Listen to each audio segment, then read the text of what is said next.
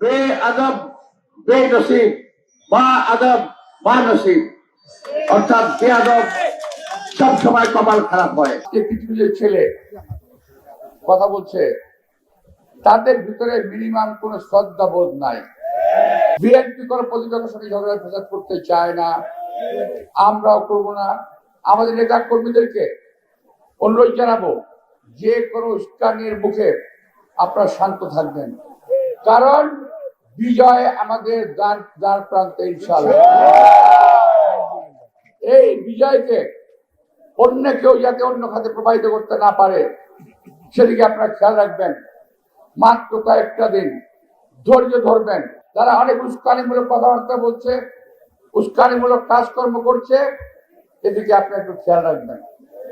ষড়যন্ত্র কিরকম দেখেন, ষড়যন্ত্র তারা শুরু করেছে বহু আগে থেকেই, এখনো চলছে। আর একটা বিষয় আমি বলতেই হয়, সারা বাংলাদেশে যেন কোনো নির্বাচন নাই, একমাত্র ঢাকার আসনের নির্বাচন। সারা দেশে কোনো প্রার্থী নাই, একমাত্র প্রার্থী মির্জা আব্বাস, আর কোনো প্রার্থী নাই। এমন একটা ভাবসাব তাদের ভিতরে। ভাই, বাংলাদেশের ৩০০টি আসনে বিএনপি নির্বাচন করছে, শান্তিপূর্ণ নির্বাচন হচ্ছে। আমার এখানে কোনো অশান্তি সৃষ্টির চেষ্টা করবেন না।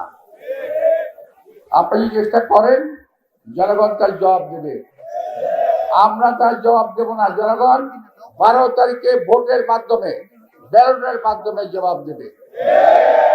এবং আজকের যে মিছিল ইনশাল্লাহ আমাদের হবে, সেই মিছিল থেকে শিক্ষা নিন। বিএনপির সামনে বাংলাদেশের কোন দল টিকে থাকতে পারে না, পারবে না।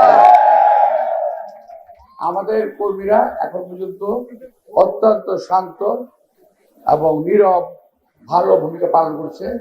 আমি আমার কর্মী ভাইদেরকে অসংখ্য ধন্যবাদ জানাবো, আপনারা ধৈর্য ধারণ করুন। বিএনপির কর্মীরা উশৃঙ্খল নয়, বিএনপির কর্মীরা সুশৃঙ্খল। বিএনপির কর্মীরা চক্রান্তবাদী নয়, বরং যারা চক্রান্ত করে তাদের বিরুদ্ধে বিএনপি কর্মী রুখে দাঁড়াতে পারে।